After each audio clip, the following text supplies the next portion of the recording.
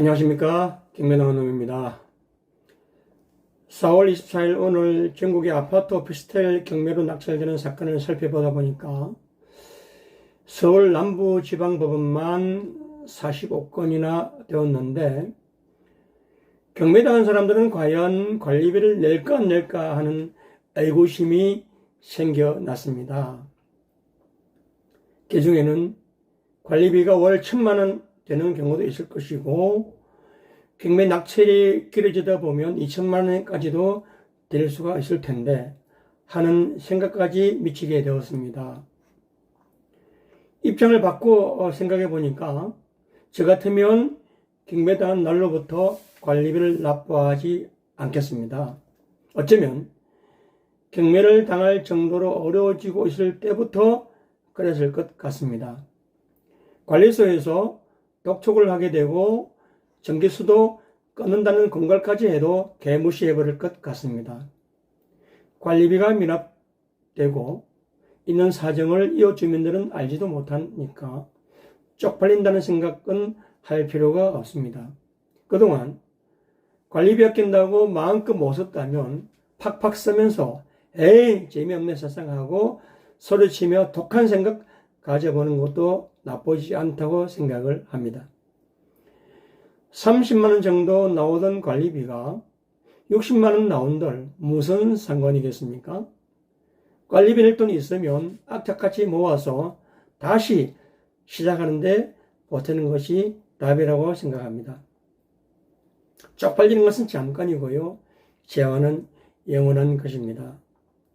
더욱이 미납된 관리비는 경매당한 부동산을 낙찰받은 사람이 미납관리비 특별 승계인 자격이 되기 때문에 경매당에서 퇴거하고 나면 청구하지도 못합니다.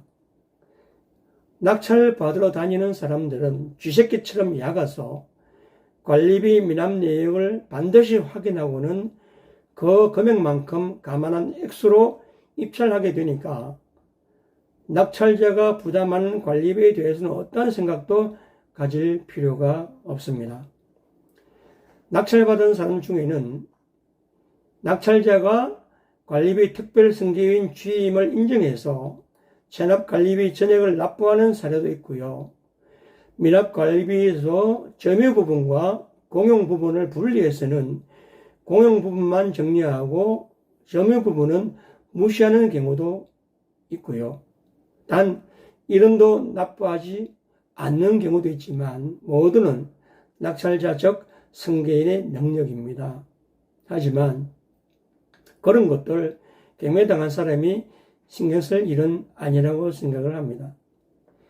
관리비가 미납되면 관리소 직원이라는 사람들이 찾아와서는 전기 끊고 수도 끊고 하겠다고 협박 비슷한 틀로 말하게 됩니다.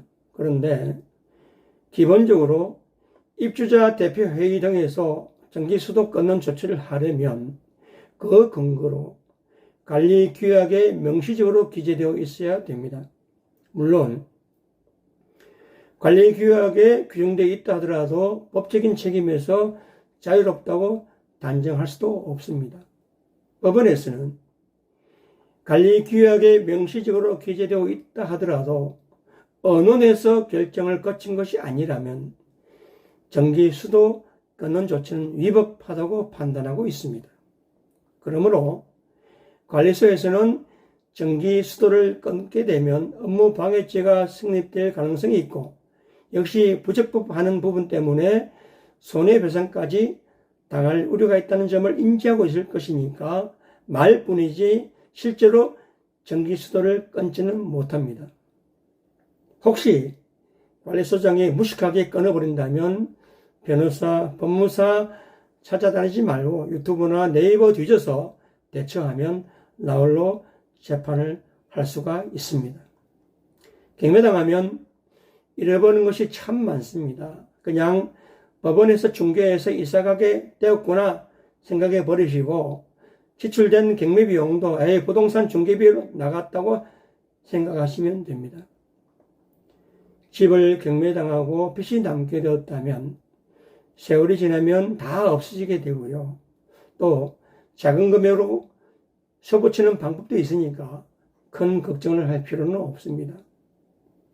경매당했을 때 관리비를 미납해도 상관없으므로 오로지 나의 이익만 생각해서 또 다른 내일을 준비하는 것이 옳다고 생각을 합니다. 감사합니다. 경매당한 놈이었습니다.